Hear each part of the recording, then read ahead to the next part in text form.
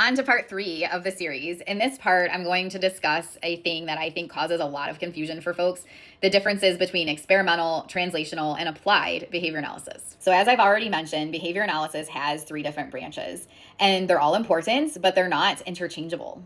Experimental analysis is really the first branch, and it's kind of the first necessary branch. If you think about it, it'd be hard to have an applied science without first experimenting in the lab, but this is where the really tight scientific control comes in. We're in a laboratory setting, there's tight control of variables, there's really good prediction and control, and that's to be expected for the experimental work within behavior analysis. The other part of this is that we're looking at trying to answer and understand questions about behavior of organisms in general, not just humans, but just understanding as much as we can about how things learn, behave, etc. in this world. But it's in an experimental setting, not the real world.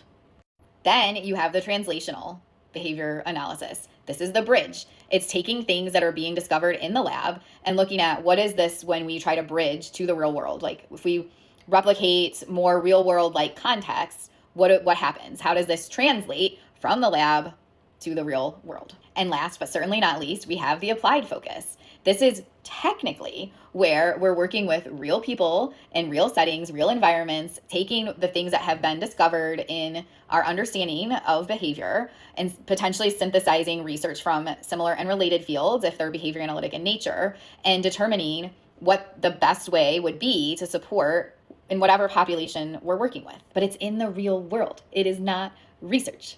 Just to clarify, that doesn't mean there isn't applied behavior analytic research. However, most of us are working as practitioners day in and day out. Our clients have not signed up for a research project. They have signed up for either medically necessary or educationally focused services. Whether we're working in a home, clinic, or schools will depend on what type of service we're providing and what the expectation is. But the big thing is this is not a research study. And what I've noticed happens here is it leads to people who've been trained, especially in experimental and translational work, training practitioners to be overly rigorous, overly controlling, overly data-driven, and not recognizing well enough that they are in an applied setting, and that applied settings are going to be flexible and playful and person-focused, and that's okay. That doesn't mean we're losing something or drifting away from the effectiveness of the work that we do. So rigor and applied work doesn't mean control. It means, are we looking at social validity? Are we looking at how we can set this environment up for maximum physical and emotional safety for our clients? Are we looking at the real impacts what we're doing is having on the individual that's receiving the services? So experimental work asks the question, can we show that this works under controlled conditions? Applied work asks, is this person's life better outside of the session? And of course, we can define better in various ways, and that's an important concept as well that we will talk about in a future video. Obviously, those are different questions.